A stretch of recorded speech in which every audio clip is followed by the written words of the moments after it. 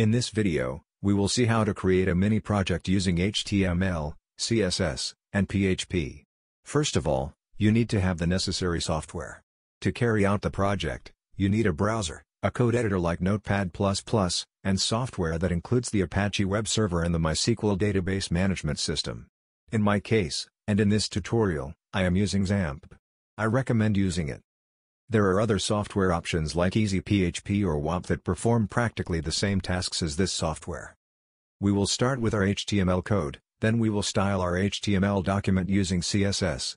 After that, we will create a database in MySQL and create a table. Next, we will send data to this table and retrieve it using PHP. First, we need to create a new subfolder in the docs folder, which exists under the installation folder of XAMPP, of course. If you are using the software I use, you should also ensure that the page is located in the correct docs folder. This is necessary in order to execute PHP code later on. However, for the first part of this video, where we will create our HTML document and a CSS style sheet, this does not require software like XAMPP. However, since we will use PHP later, I will host all my files in the docs folder of the XAMPP software from the beginning. Note that if you are using EasyPHP, you must host your files in the folder called www, unlike XAMPP where we need to host our files in the docs folder. Here, I have created a new folder called project in the docs folder, in which I will create my files. I will create a text document here in this folder and name it index, then I will change its extension to HTML. Before start coding, we must ensure that all necessary XAMPP services like Apache and MySQL are started. Now, I will create a text document here and name it index. Here, I need to change the file extension to HTML. Now, we right-click on this file to open it with the Notepad++ code editor.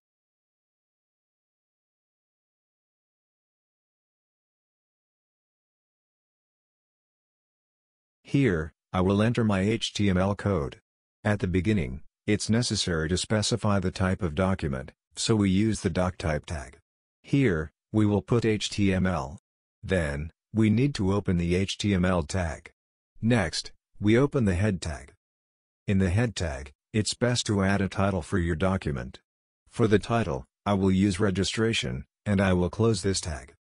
In the head tag, it's also recommended to add the meta-charset tag to specify the encoding. It should have the value UTF-8.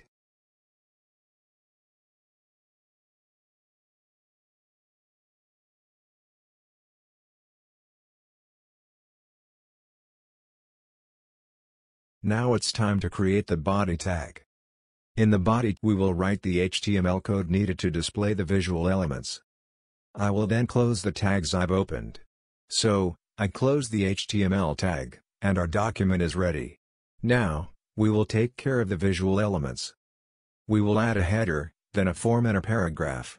It's best to place a navigation bar inside the header tag. Here, I will create the header tag, and inside this tag, I will add a nav element. I create the nav element, and inside it, I will insert a list. To create a list in HTML, we use the alt tag to indicate an unordered list. So, I open the alt tag and then close it. Now, it's time to create the items for this list. These items should be created with the li tag. I open the li tag, and the first item will be home. I write home, then I close the li tag. I open another li tag for the second item, which will be news. Finally, I add a third li item with the text contact. I close all the tags, and there we go.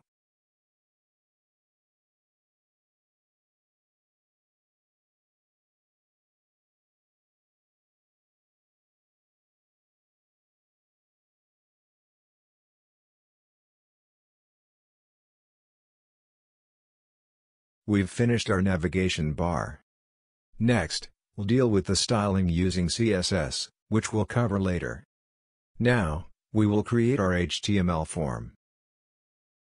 So, in order to create a form in HTML, we need to use the form tag. We open the form tag, and then we close it. Inside this form, we have a label containing name and a text box. So, I need to create a label tag. The label contains the word name. In front of the label displaying name, there is a text box, where the user has to input something. This is an input tag. Here, the type should be text. So input type equals text, which is an attribute of the input tag. It's best to add a bit of space, though it's not necessary. For example, in the placeholder, we can put your name. Then, we close the input tag. To create a line break, we use the BR tag. Now we will repeat the same process. We have a label containing the word first name, and in front of it, there is an edit table text box. We will practically copy and paste. I will copy this and paste it here. I change it to first name. It's the same thing, except we need to modify the placeholder to your first name. Next, we have a label containing phone. It's practically the same thing, so I will copy and paste again. Here, we put the word phone. Normally, the phone number should be of type number. So, for the input type, instead of text, it's better to set it to number. In the placeholder, we put your phone number. Next, we have a label containing email and an edit table text box. We can copy and paste again. We change the label to email. The input type attribute should be email instead of text. Then, we have to radio buttons. The user must select only one option between two, not both at the same time. Here, it will be a bit different. I will copy and paste to save time. I put the word gender. Normally, each radio button should be of type radio. Here, I create an input type equals radio tag. We need to add a name attribute to this tag. For example, name equals gender. We also need to add a value attribute that will be sent to the database. Here, I will put male. For display purposes, this input tag does not include any text, so we have to add it ourselves. We can write male after closing the input tag. We will repeat the same thing before the BR tag, of course. I will copy this and paste it here. The type should also be radio, and make sure to keep the same name for both radio buttons, as they belong to the same category. This way, the user will only be able to select one of the two options. So, I change the value to female and modify the text to female. Now, all that remains is a button that displays submit. After the BR tag, I open a new input type equals submit tag. The value of this button should be submit. We close all the tags properly.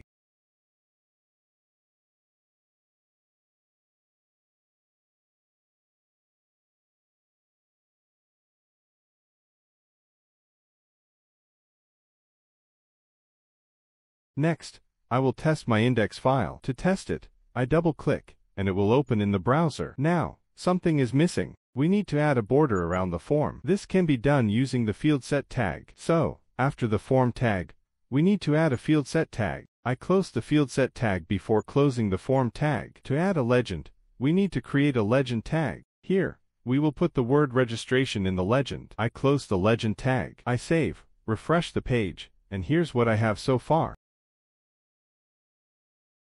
Now, we need to style this file using CSS. To style our HTML code, we need to use the CSS language. It's important to note that there are three types of styling for an HTML document: inline CSS, internal CSS, and external CSS. Inline CSS. This means the styling is applied directly to the HTML element within the tag itself using the style attribute. Let's take an example. Here, I'll create a border around an element using the style attribute. In this example, we use the CSS property border. First, I specify the thickness of the border. Here, 1 pixel. Then, I indicate the type of border, solid, for a continuous line. Finally, I define the color of the border, black. I save the file, and you can see the result. The first label, which contains the text, name, is now surrounded by a border. However, this type of styling isn't recommended for larger projects. This was just to show you what inline CSS is. Internal CSS, our task is to style the interface in a more organized way. So, I'll remove the inline style and create internal CSS. Generally, to use internal CSS, we insert the CSS code in the less than head greater than tag.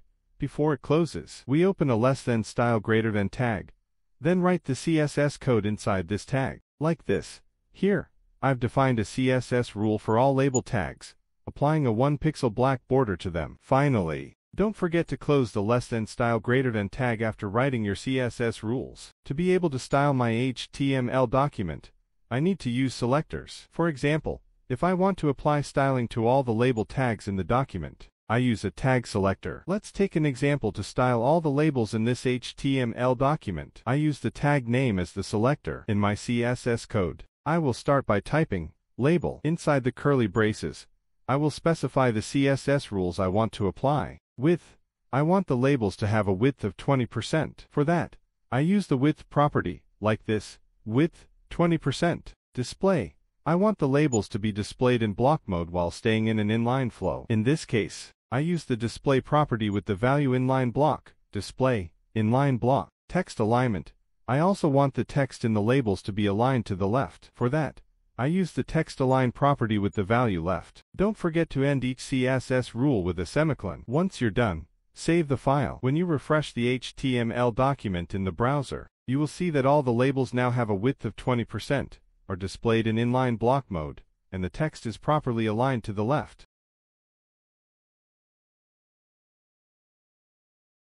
I will now take care of the body element. For example, I want the body to take up 50% of the page. For this, I add the following to my CSS file, body width, 50%.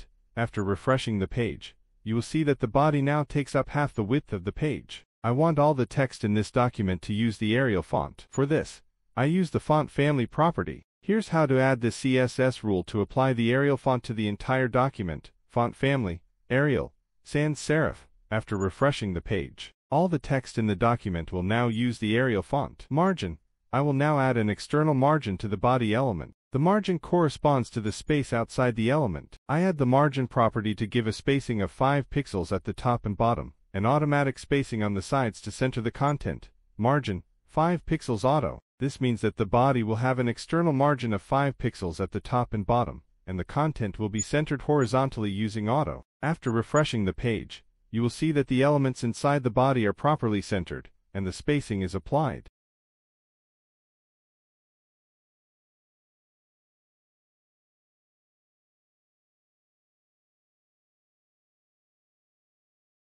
I will now add a background color to my element. To do this, I use the background color property. You can also use background image if you want to set an image as the background instead of a color. Background color. In this example, I will use a hexadecimal background color, like £F for F4, background color, £F for F4. This will apply a light gray background color to the body element. Margin and padding. Next, I will add internal spacing, padding, to the body element. Padding is the space inside the element, between its content and its borders. Padding, 20 pixels. This means that the body element will have internal spacing of 20 pixels on all sides, top, bottom, left, right. Text color. I want all the text inside the body element to have a different color. For this, I use the color property, color, £1 apt 9c. The color £1 apt 9c is a teal shade. Rounded borders, border radius. Now, I will add rounded borders to a specific element, for example, a container like field set. This can be done with the border radius property. Here's an example to round the corners of a field set. Field set border radius, 8 pixels, text size, font size. I will also adjust the text size of a legend. To do this, I use the font size property, legend font size, 1 for M, margin bottom, 10 pixels. This sets the text size to 1.4 times the default font size, and adds 10 pixels of space below the legend. Finally, I will style the text fields, such as text, number, and email input fields, using CSS selectors to target them. Input, type equals, text. Input, type equals, number. Input, type equals, email. Border radius, 5 pixels. Padding, 10 pixels. Width, 60%. Background color, £FFFFFF. This adds 5 pixel rounded borders, 10 pixel internal spacing, a width of 60%, and a white background color to the text fields. Once the styling for the elements has been added, we need to check the display. Yes, I spotted a typo here. We should write number instead of number. The error needs to be removed. I'll save and test again. You can see that the elements are too close to each other, so it's better to add some space between them. I'm going to add a 10 pixel margin. I'll save. Now, That's much more spaced out and pleasant to look at. Next, I need to style the button. I'll start by positioning my button using the position property. I'll set position relative. Then, I'll add 20 pixels of padding to give some space inside the button.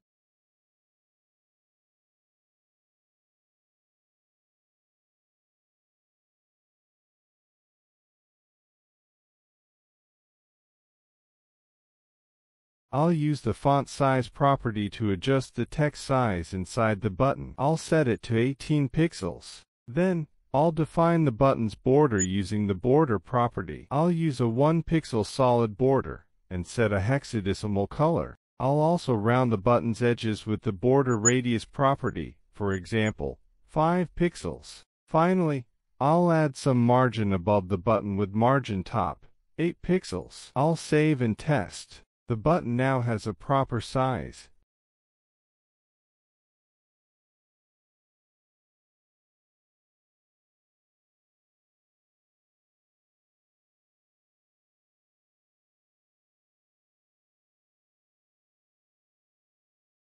And it's well spaced from the rest of the content. Now, let's move on to the navigation bar. In my HTML document, I have a nav tag that contains a list. For each item in this list, I'll add navigation links. For example, I'll create tags with the href attribute pointing to another page or a website.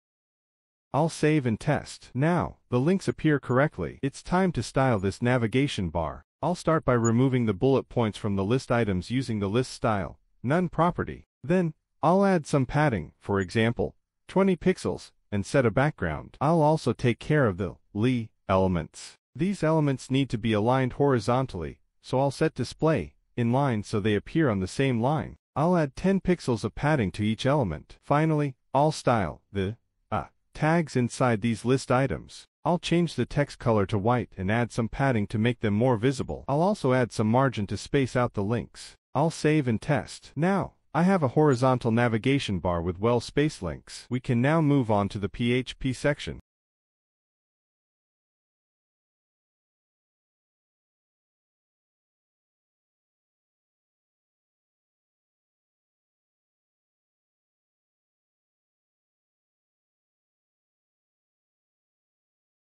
We mentioned from the start that, in order to create a dynamic website, you need an Apache server and a MySQL database. Both of these components are available in the XAMPP software. Here, Apache is running, and MySQL is also up and running. I will now create a database. So, I'll open MyAdmin. From there, I can create tables and databases. I'll create a new database called project, and then I'll create a table named user with 6 columns.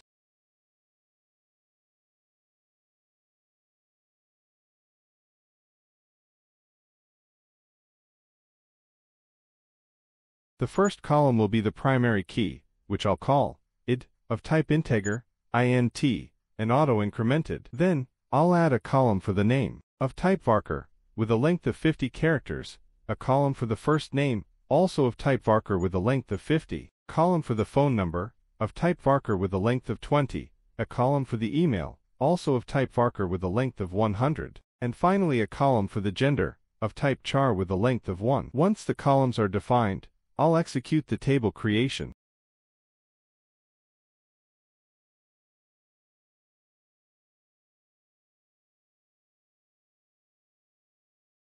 Now, I'll create a PHP file to handle the connection to this database. In my project folder, I'll create a file that I'll name connection.php. This file will contain the code to connect to the project database. I'll start by opening a text file, renaming it to connection.php. I'll then enter native PHP code, first opening a PHP tag with less than PHP and closing it at the end with greater than. The goal is to connect to the project database. I'll use the default user, root, which doesn't have a password. So, I'll write the following variables for the connection parameters.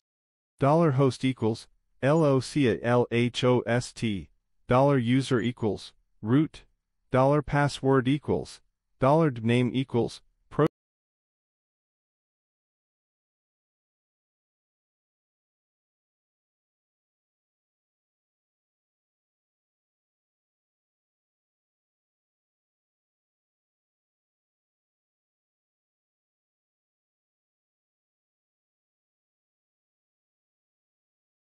project.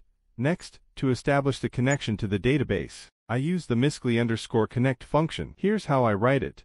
$con equals miscli_connect, $host, $user, $password, $name. Then, I perform a test to check if the connection was successful. If it was, I display connection established. Otherwise, I display an error message. If $con die echec de la connexion miscli_connect error, else echo connection.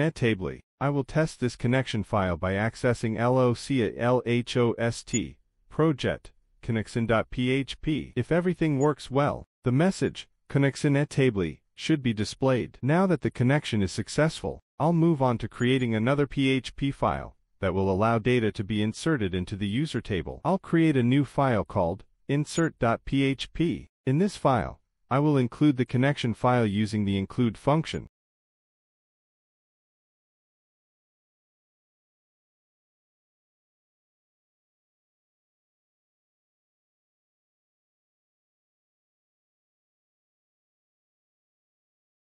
Now, let's move on to including our connection file in insert.php. This way, we won't have to rewrite the connection code each time we need to access the database. In our project, we have already created a file named cnx.php that contains the code necessary to establish a connection to our database. To use this connection in insert.php, we'll use the include statement. Here's how we do it. First, I open the insert.php file, where we want to add the connection. At the top of insert.php, before we try to execute any database queries, we will include our cnx.php file. Here's the line of code to do that. Include connection.php. This line tells PHP to include the connection.php file at this point in the script. If connection.php is located in the same directory as insert.php, this path will work perfectly. When PHP processes insert.php, it reads the include statement and looks for cnx.php. It will execute the code in cnx.php as if it were part of insert.php.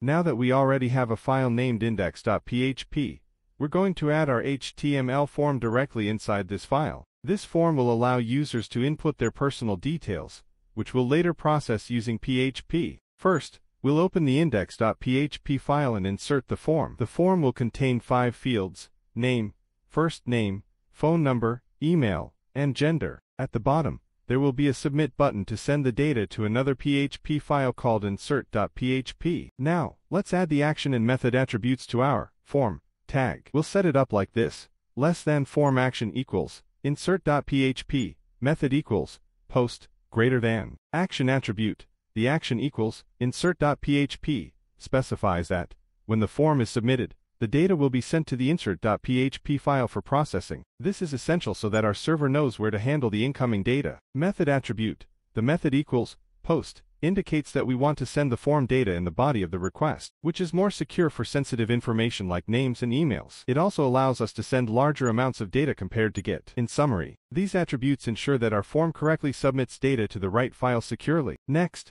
we need to add a name attribute to each input field within the form. The name attribute is essential because it acts as an identifier for the data being submitted. When we use the get method, the form data will be appended to the URL as query parameters. Each name will serve as a key for its corresponding value. Data retrieval. For instance, if a user enters their name in the nom field, we can access this value in insert.php using $get nom. Without these name attributes, we wouldn't be able to reference or retrieve the submitted data effectively.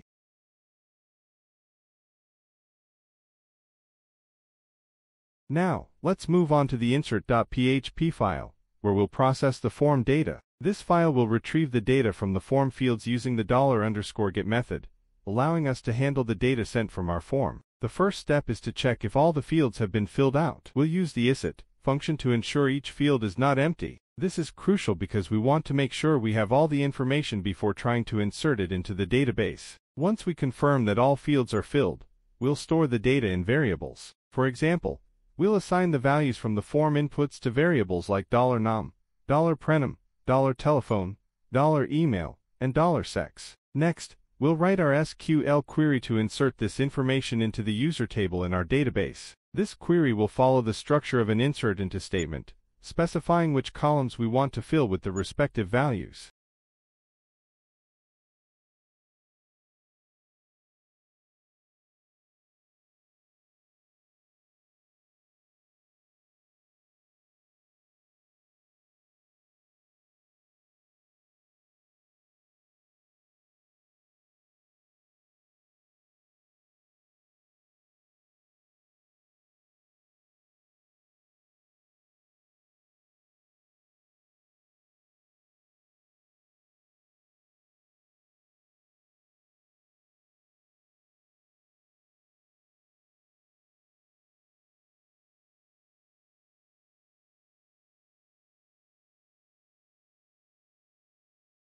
Next, we will write our SQL query to insert the information we've gathered from the form into the user table of our database. This SQL query will follow the standard structure of an insert into statement. To explain further, an insert into statement allows us to add new records to a table. We need to specify which columns in the user table we want to fill with the data we collected, such as the user's name, surname, telephone number, email, and gender. For example, our SQL query will look something like this: insert into user, num, prenum, telephone, email, sex, values, $num, $prenum, $telephone, $email, $sex. In this statement, we list the columns we want to populate within parentheses after user, and then we use the values keyword to provide the actual data we want to insert. The variables we created earlier will hold the user's input from the form.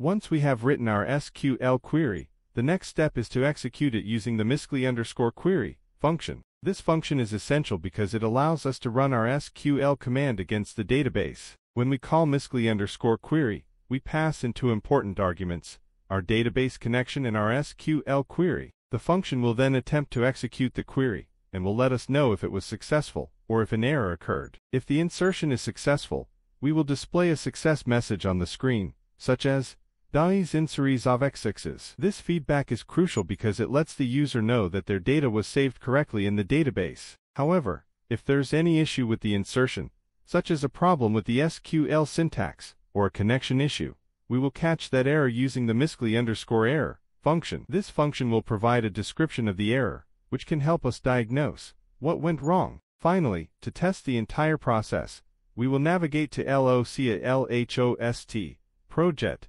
index.php in our web browser. There, we will fill out the form with the required information and submit it. If everything is set up correctly, and all connections and queries are functioning as intended, the data will be inserted into our database, and we will see our success message confirming that the operation was successful. Let's talk about a recent issue I encountered while executing my code, specifically related to the SQL insertion. During testing, I received an error message stating, "Error d'insertion," or "failed to insert." After reviewing my code, I quickly realized that the issue stemmed from a missing parenthesis in my SQL query. In my MySQL_query function, the SQL statement I wrote was supposed to insert values into the user table. However, I mistakenly forgot to close one of the parentheses. This oversight made the SQL syntax invalid, causing the database to reject the query. Once I identified this mistake, I corrected the SQL statement by adding the missing parenthesis, ensuring the syntax was correct. After making this adjustment,